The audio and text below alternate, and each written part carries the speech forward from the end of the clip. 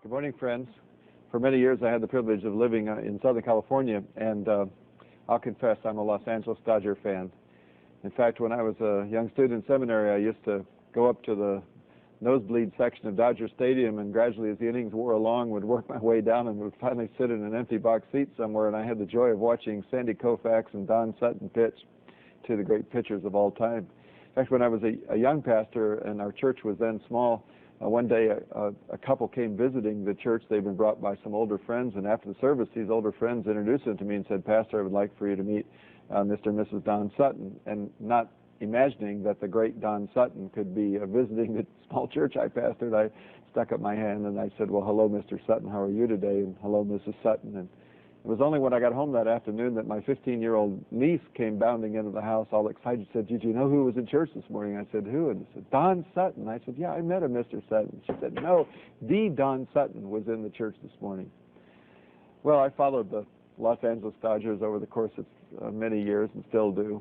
They had a great pitcher a few years ago named Steve Howe, star pitcher for the team, but Steve had a terrible drug problem, and he was in and out of starting rotation on the Dodgers for some time. And he, in an LA Times interview, revealed what had helped him to come back from his drug addiction.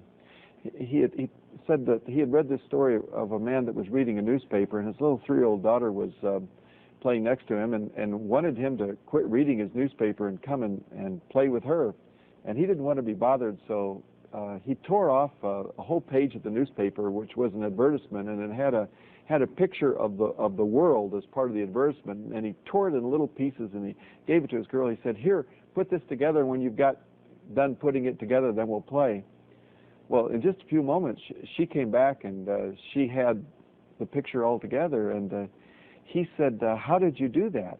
And she said, "Well," she said, "on the other side of the world, there was a picture of a man, and I put the man together, and of course when she put the man together, the world was in place." Steve Howe reflected on how that had been his understanding of what Jesus Christ had done for his life, that his world was torn into many different parts because of drugs, but he had seen Jesus Christ, and he put the picture of Jesus Christ together in his life, and the pieces fell in place. Are you having difficulties today and you feel like your life is torn into many different pieces? Where's the starting point? How do you get things back together? May I suggest that you start with the Lord Jesus Christ, who has the answer to our needs. He has the answer to bondage. He has the answer to addiction. He has the answer to forgiveness. And if you will come today to him and put your trust in him, he will give you help, because when you put the man together, the whole world will rightfully fall into place. May this be a wonderful day in your life.